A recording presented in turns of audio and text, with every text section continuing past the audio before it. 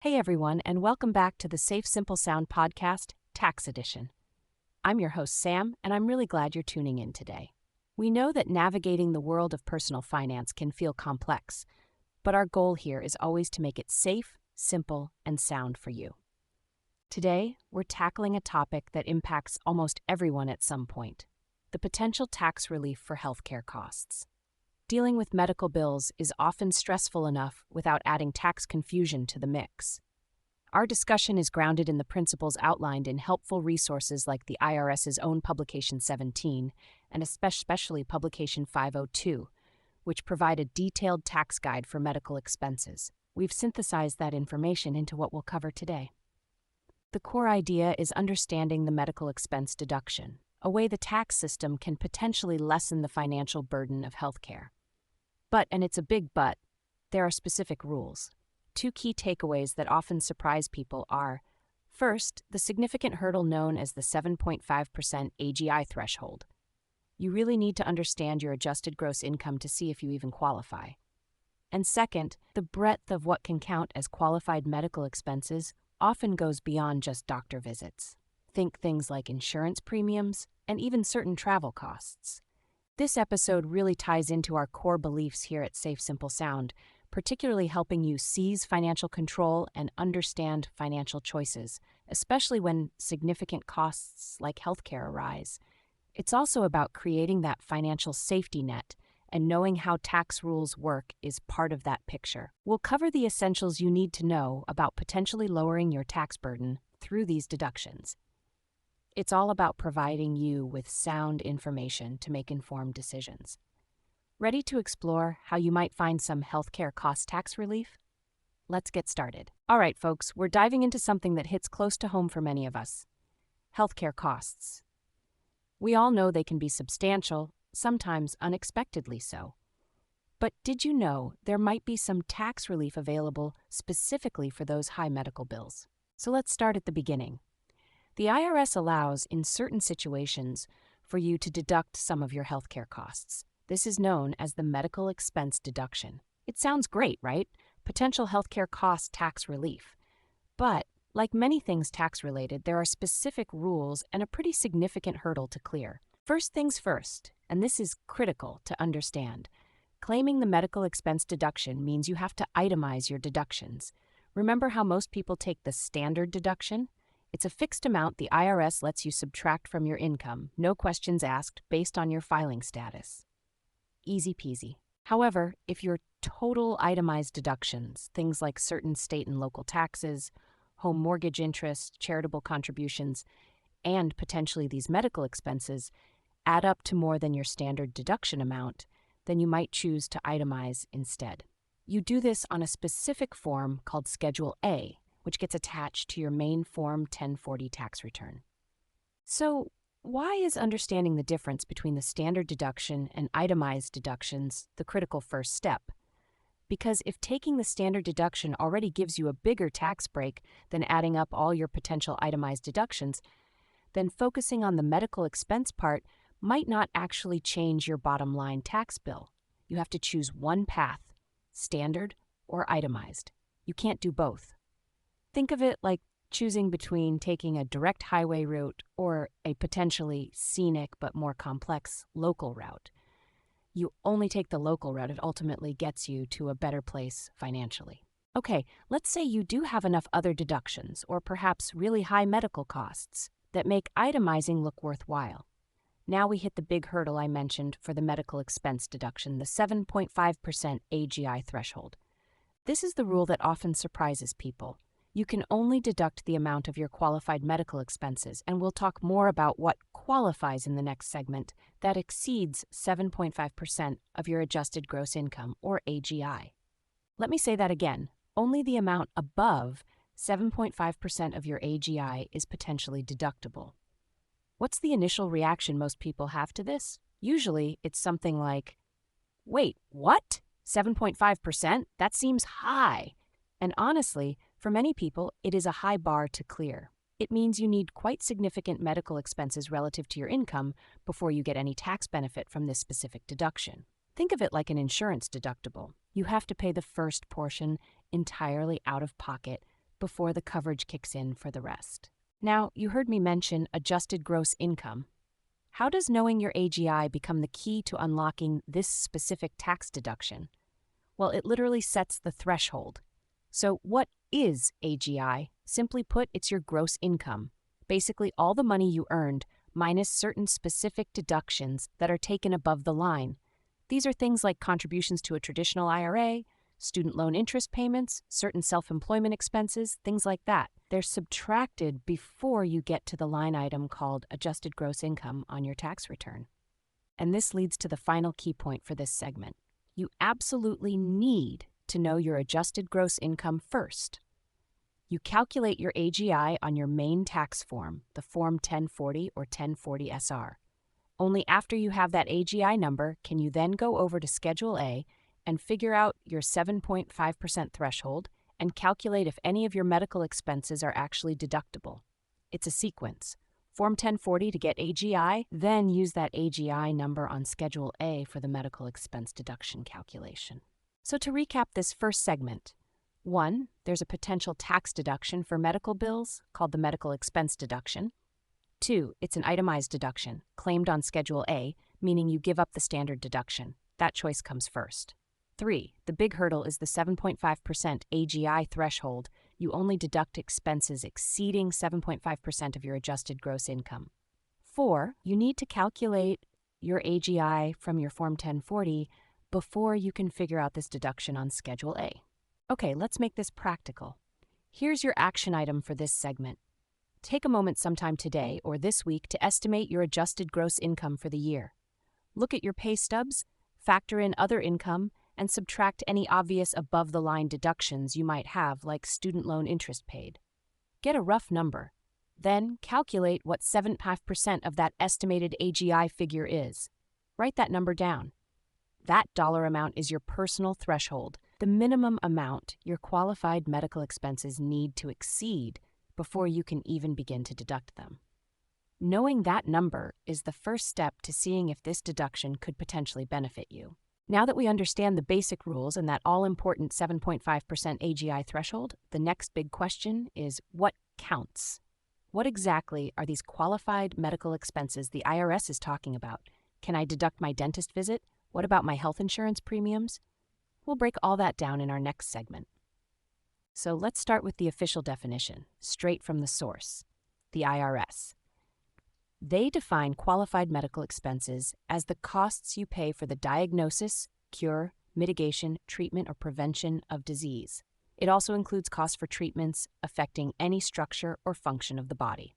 Now, that sounds a bit formal, I know. Think of it this way. If it's about keeping your body working correctly, fixing something that's wrong, or preventing illness under medical guidance, it's likely in the running. What does that look like in practice? Well, the most common things people think of usually qualify. We're talking about payments you make to doctors, dentists, surgeons, and other specialists. Think chiropractors, psychiatrists, psychologists. Basically, the fees you pay directly to the people providing the medical or dental care. This covers your dental expense deduction needs as well. Beyond the practitioners, there are the things you get for your health. Prescription medications are a big one, and that specifically includes insulin, even though it might be available differently these days. Also on this list are things like eyeglasses, contact lenses, hearing aids and their batteries, crutches, wheelchairs, essentially medical equipment and supplies prescribed or necessary for a condition. These are often part of the tax deduction for medical bills people might overlook. Okay, quick pause here. Listening to that list, doctors, dentists, prescriptions, glasses, hearing aids, were there any qualified medical expenses mentioned that maybe you hadn't really thought about tracking before for potential tax purposes? Sometimes we just pay these things and move on, right?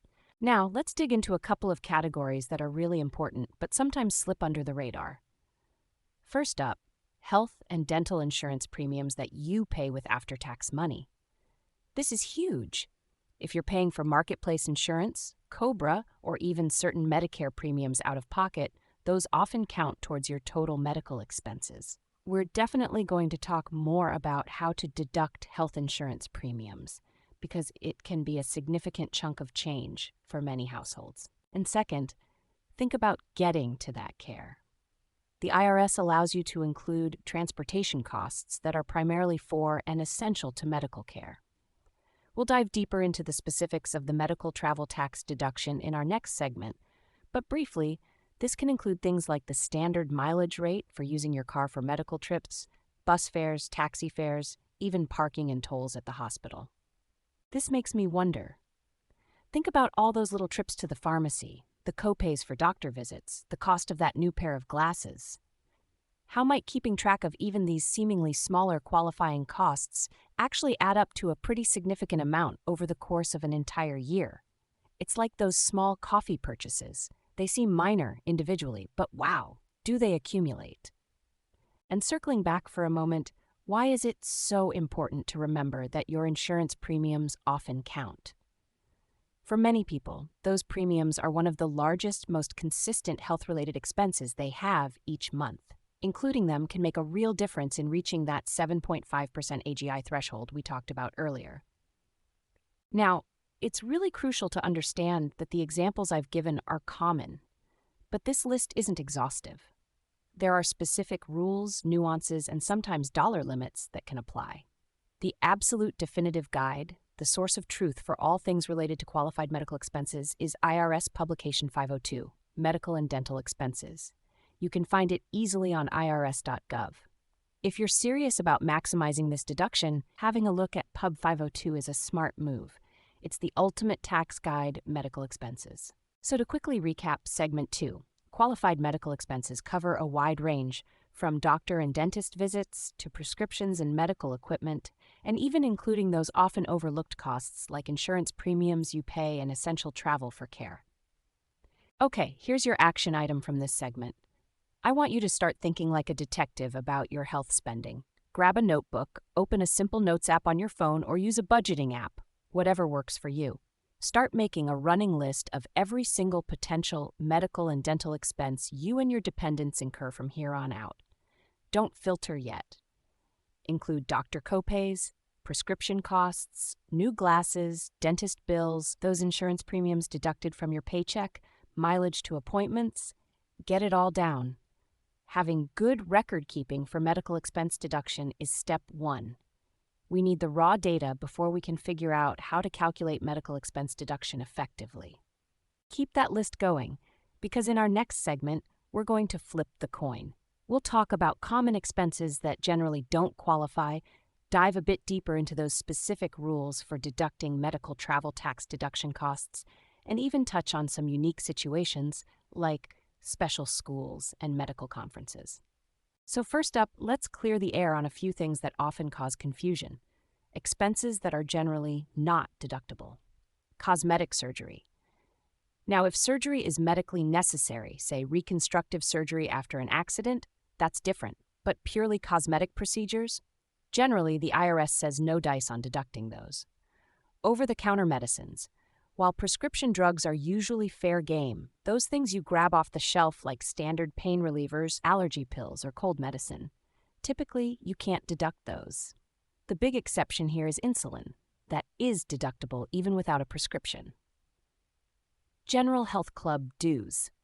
I know, staying fit is part of staying healthy, but unless your doctor has specifically prescribed workouts at a gym to treat a diagnosed medical condition, those monthly membership fees usually aren't deductible medical expenses.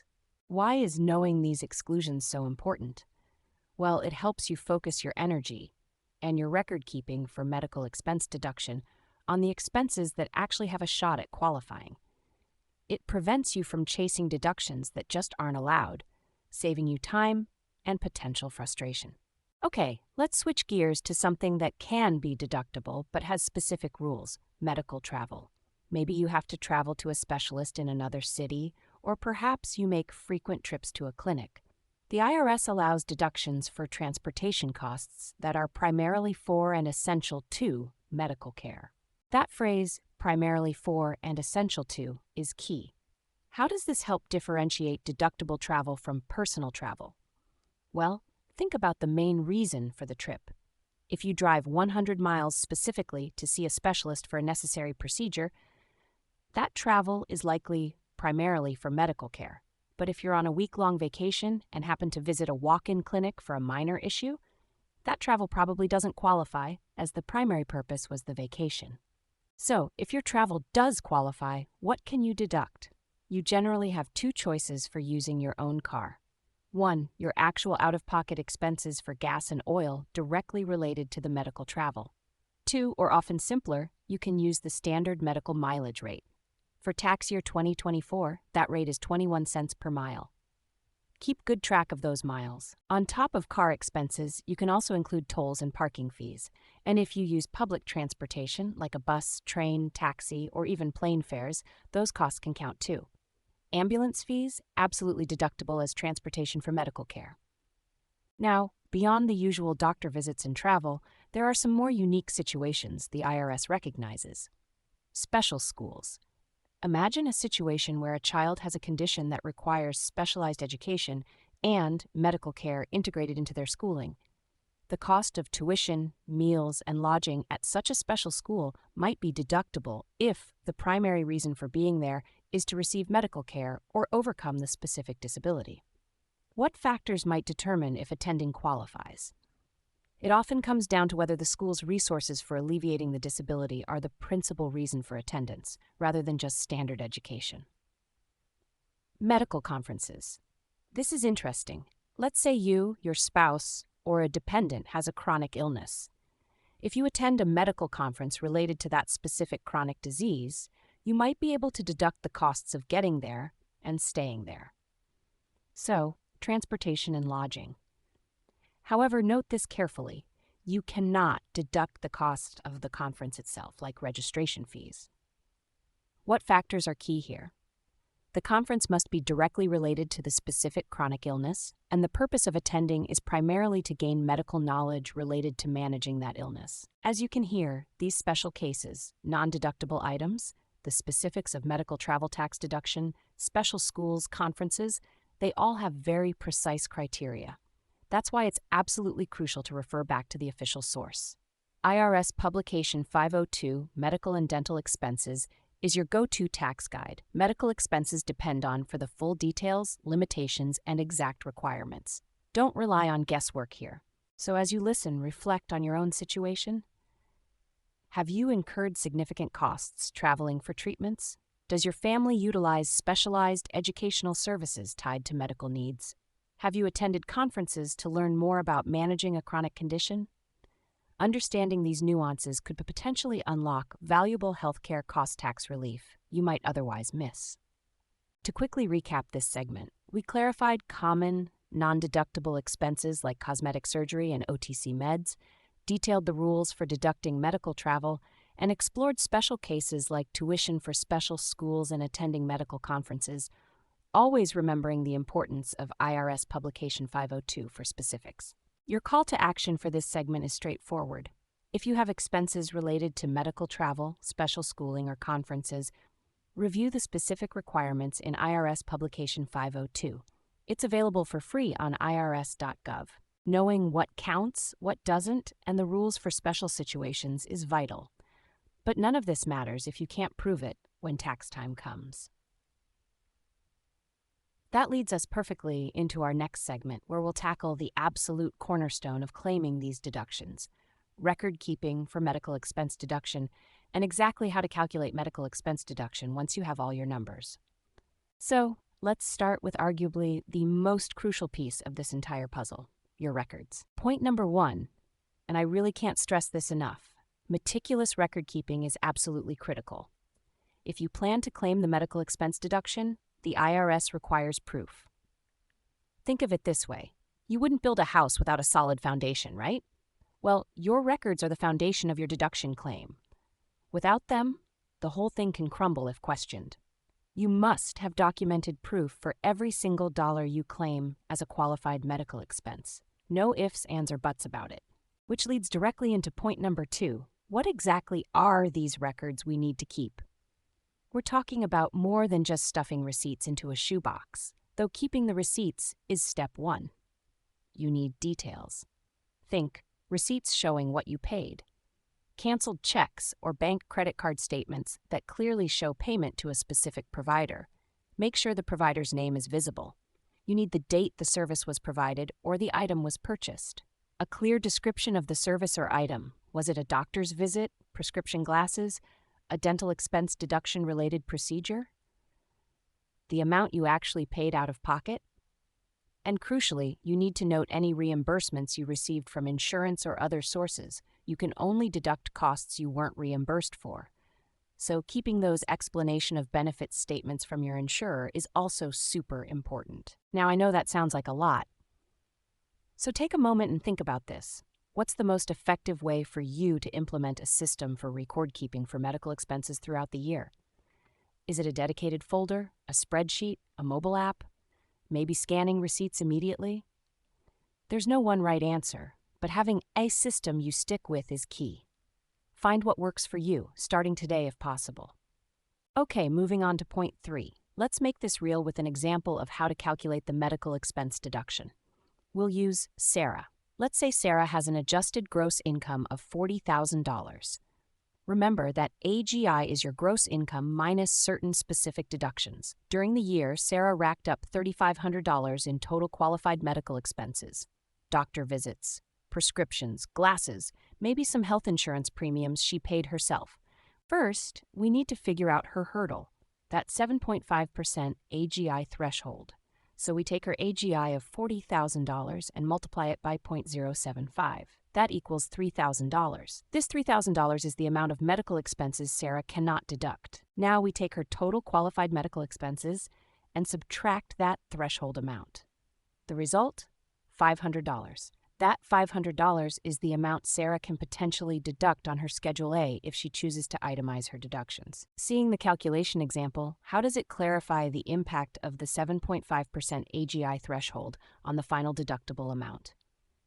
It really highlights that you need substantial expenses relative to your income before you see any tax benefit from this specific deduction. It's not dollar for dollar from the first expense. Now, while examples like Sarah's are helpful, every situation is unique. That brings us to point 4. Where do you find the official definitive word?